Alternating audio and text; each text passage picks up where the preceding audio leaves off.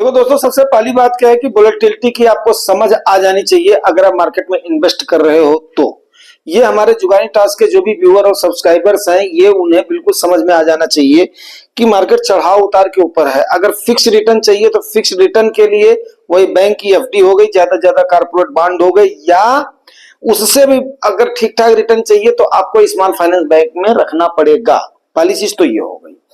दूसरी चीज आप ये समझ लीजिए कि हमें भी उम्मीद नहीं थी कि इतनी जल्दी मार्केट रिकवर कर लेगी, लेकिन जैसे ही गवर्नमेंट की फार्मिंग स्टार्ट हुई है उसके बाद में मार्केट ने रिकवर करना शुरू कर दिया। केवल 2 ट्रेडिंग सेशन में near to all time high के आसपास आपकी मार्केट पहुंच रही है।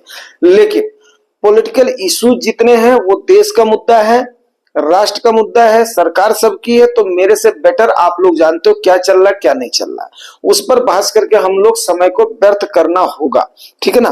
तो जैसे हम अमेरिकी यात्रा जो हमारी है उस तरफ की जो हमारी आर्थिक क्लास है उस पर हम बात करते हैं। सबसे पहली चीज तो हम आपको ये बता दें कि देखो, उस दिन जैसे ही आपके एग्जिट पोल का रिजल्ट आया था, अब चाहे जो भी रिजल्ट था वो आप लोगों के सामने है, उसके आते ही उस दिन जबरदस्त बायर बनी थी आपकी एफआईआईज।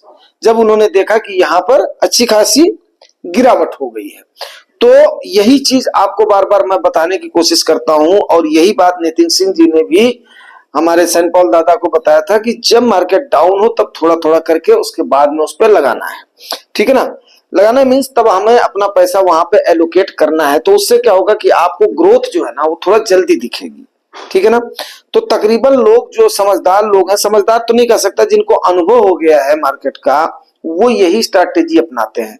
मैंने पहले डे 1 में आप लोगों को बताया था कि कोई इतनी बड़ी रॉकेट साइंस नहीं है, ये बिल्कुल क्या है, एक अनुभव की बात है। और ये जैसे जैसे आपको समझ में, हाँ हालांकि ये थोड़ा पेचीदा मुद्दा है, डिफरेंट डिफरेंट क्लास के लिए, डिफरेंट डिफरेंट एजुकेशन के लिए, डिफरेंट डिफरेंट गोल के लिए ये थोड़ा समझने की विषय है।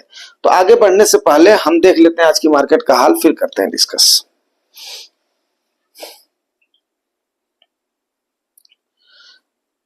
आज की जो आपके मार्केट का हाल है वो आपको मैं बताता हूं। आज आपकी निफ्टी जो है ना वो 201 पॉइंट ऊपर चढ़ी है, सेंसेक्स आपका 692 point, Nifty bank 237 point, Nifty IT जबरदस्त रिफॉर्म हुआ है 935 पॉइंट, ठीक है ना, इस पर जरूर आगे आऊंगा। और 1416 पॉइंट आपका स्मॉल कैप में ग्रोथ हुआ है आज की डेट में दिखा है।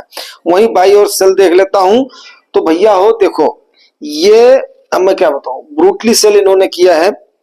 6,867 करोड़ का आपका एफआईआईज ने सेल करा है और 3,718 करोड़ आपके डीआईज ने बाई करा है, ठीक है। तो आज भी आप देखिए एफआईआई सेल ही कर रही हैं। कल भी 5,500 करोड़ का किया था, आज तकरीबन 7,000 करोड़ के आसपास इनका हो गया है। तो टोटल मान लो कि केवल 3 ट्रेडिंग सेशन का आपका होगा 6, 5, 11, 11.5 और करीब 12.5 वो, तो 12, 11, 23, 24,000 करोड़ के आसपास इन्होंने 3 ट्रेडिंग सेशन में क्या कर दिया जो है, इन्होंने आपका सेल नहीं, सॉरी 12,500 करोड़ का इन्होंने वो किया था, अपना बाई किया था। और इन्होंने 2 ट्रेडिंग सेशन में ही क्या किया है, 6, 5, 11, 12, 12,500 करोड़ का इन्होंने 13, 13,500 करोड़ का इन्होंने आपका सेलिंग कर दी है। और ये सेलिंग कंटिन्यूअस तब तक रहेगी जब तक इनको ये नहीं लग जाएगा कि यहां पर इनका प्रॉफिट है, वो भी हैवी प्रॉफिट है। अब सरकार उसके बाद में इनके ऊपर क्या एक्शन लेती है, कैसे इनको लाती है, वो सरकार का विषय भी, सरकार का गठन होने दीजिए। अब इस समय म्यूचुअल फंड इन्वेस्टर्स को क्या करना चाहिए वो मैं आपसे बात कर लेता हूं। सबसे पहली चीज तो आप लोग ये विश्वास रखें कि अगर मार्केट डाउन गई है, जितनी तेजी से डाउन गई है उतनी तेजी से रिकॉइल करेगी, पहली चीज, ठीक है, उतनी तेजी से बाउंस बैक करेगी, ये बात बिल्कुल आप ध्यान रखिए, ठीक है ना। अगर स्लोली स्लोली गिरती है मार्केट तो 20% होने के बाद में आप समझ लीजिए कि आपका बियर फेस शुरू हो गया। लेकिन इस प्रकार के किसी सिनेरियो में जाती है तो ये पक्का एक लेसन ले लीजिए कि जितना तेजी से मार्केट अगर गिर रही है उतनी तेजी से बाउंस बैक करेगी, कोई इसमें दो राय नहीं है, ठीक है। दूसरा, अभी जब तक गवर्नमेंट में मांगों का सिलसिला जारी रहेगा ना, तो कितनी मांगों तक गवर्नमेंट मांगती है, कितने तक नहीं मांगती है, वो थोड़ा सा देखने की विषय है। मैंने आप लोगों को पहले बताया था कि थोड़ा सा हमने बोलना नहीं है, लेकिन इवेंट्स पर हमने ध्यान रखना है, क्यों? क्योंकि कई सारे इश्यूज जो है ना, अभी देखिए मैंने कहा था मैं आईटी पर आऊंगा।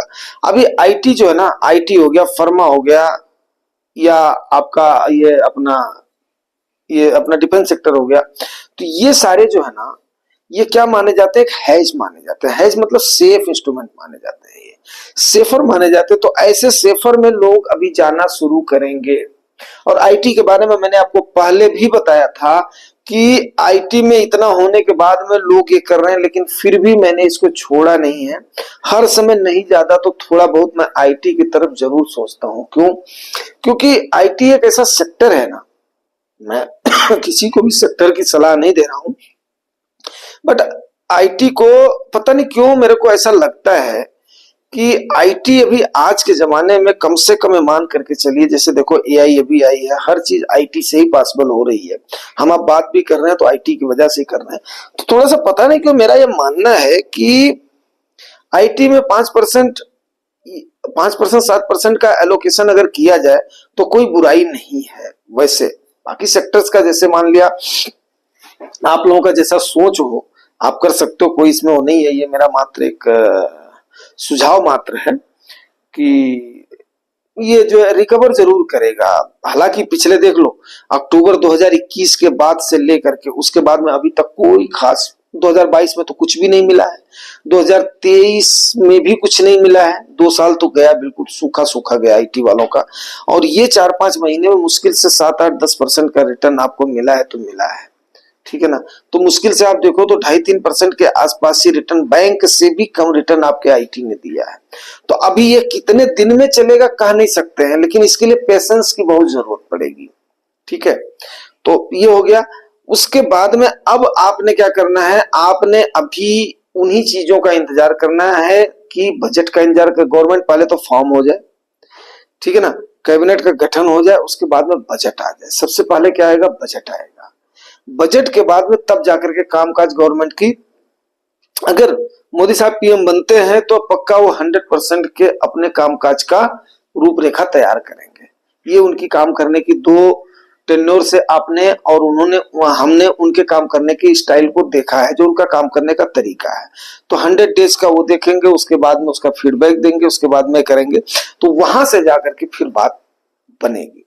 अभी यहां पर जैसे बजट में कुछ गड़बड़ी हुई, उसमें गड़बड़ी हुई, तो कहीं ना कहीं जो है ना, फिर आप ये समझिए कि जो आपको ये दिख रहा है ना, ये कहीं ना कहीं फिर आपको मौका देगा, बाई का मौका देगा।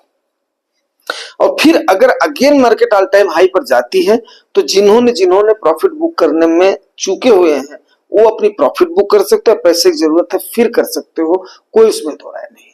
लेकिन जब जब बाइंग की अपॉर्चुनिटी मिलती है तब तब आपने कुछ न कुछ बाई करना है। तो अगर आप इन चीजों का ध्यान रखेंगे तो कभी हो ही नहीं सकता कि आपका प्रॉफिट ना हो। मेन बात क्या होता है कि आप आए किस लिए हैं? प्रॉफिट के लिए ही आए हैं, ठीक है ना।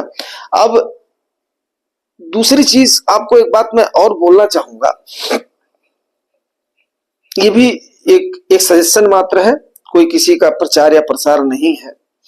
जो 100 माइनस एज का फार्मूला है ना इक्विटी के लिए, इक्विटी देखो, इक्विटी निवेश अभी आप लोगों ने देखा, एक झटके में देखा है, तो ये ताजा ताजा है, बताना बहुत जरूरी है। इक्विटी निवेश कभी भी जोखिम भरा हुआ है, इसमें कोई भी संदेह तो है नहीं, और काफी सारा जोखिम है। तो जो आपका 100 माइनस एज का क्राइटेरिया है ना इक्विटी का, वही बाय मेहरबानी आप लोग उतना ही लोड लें।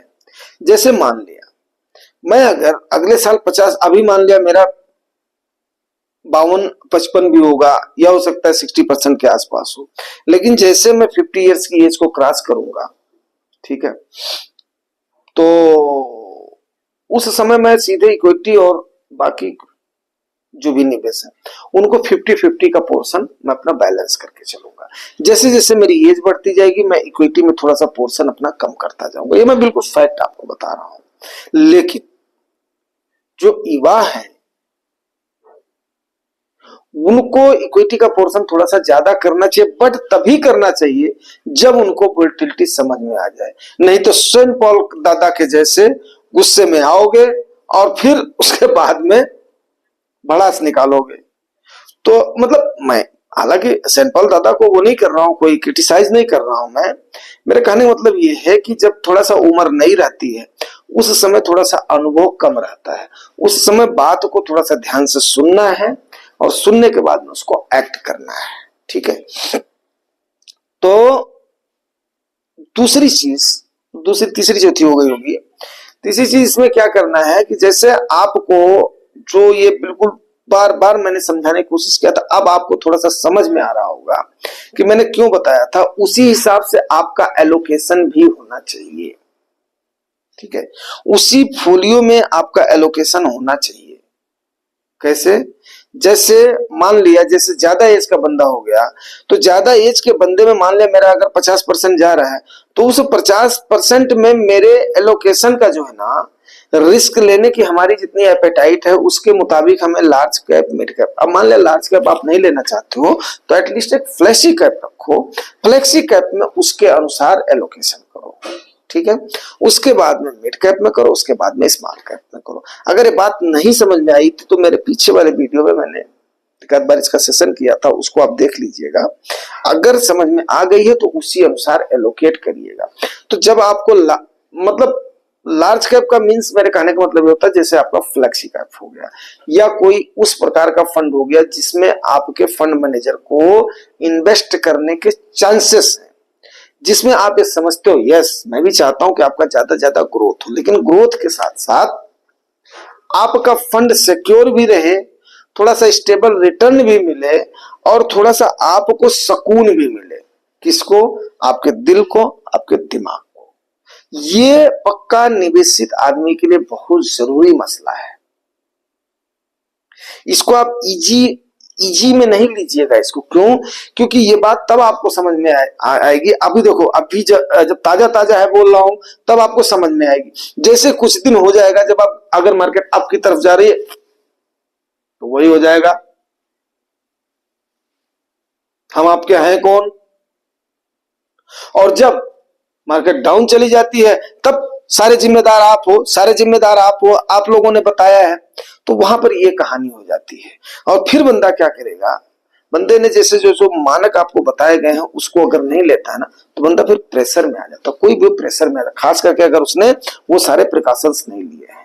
तो इसको जोर दे करके इन जुगानी टॉक्स का मतलब ही यही है, इसका मोटिव ही यही है कि यस आपको वो सारे फन बता देने कि जिसके बेस पर आप खुद ही उसके बाद में कभी आपने अपने बच्चों को साइकिल अगर सिखाई होगी तो आप क्या करते हैं?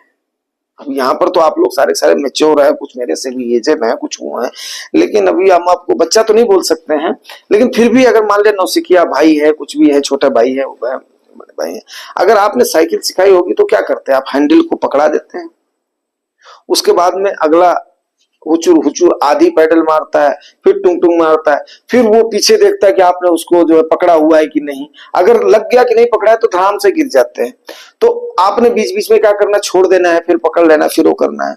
तो हमारा काम वही है कि आपको अच्छे से इस काबिल कर देना, इस काबिल कर देना कि थोड़ी सी आपको एक्सपर्टाइज आ जाए, फिर तो आप खुद ही रनवे पर, फिर उसके बाद में तो आप सीधे एक्सीलेटर दोगे। लेकिन एक्सीलेटर देते समय भाई मेरे सोचना है, ठीक है ना, ऐसे एक्सीलेटर नहीं दे देना फिर उसके बाद में करना।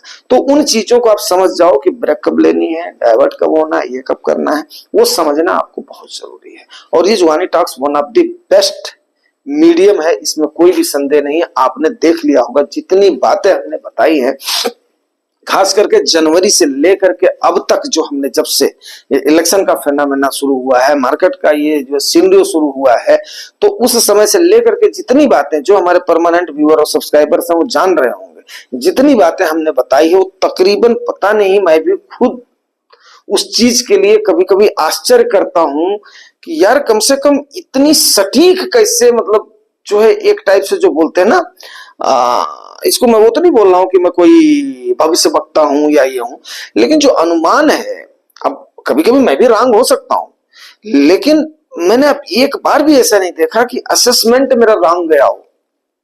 पता नहीं क्यों ऐसा हो रहा है।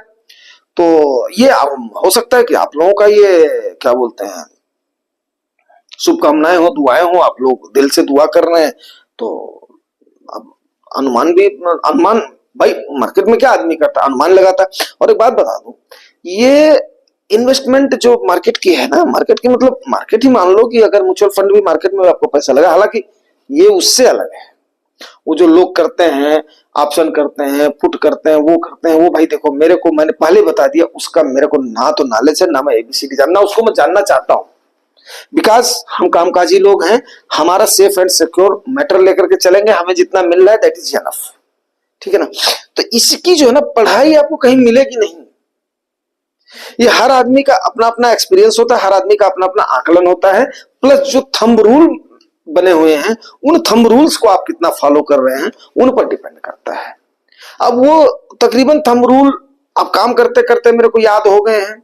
दूसरा क्या है कि जो हमने जो चढ़ाव उतार इतने दिनों में देखे हैं ना, तो सारे चढ़ाव उतारों को लेकर के क्या होता है कि समीकरण बन जाता है, ठीक है, समीकरण बन जाता है।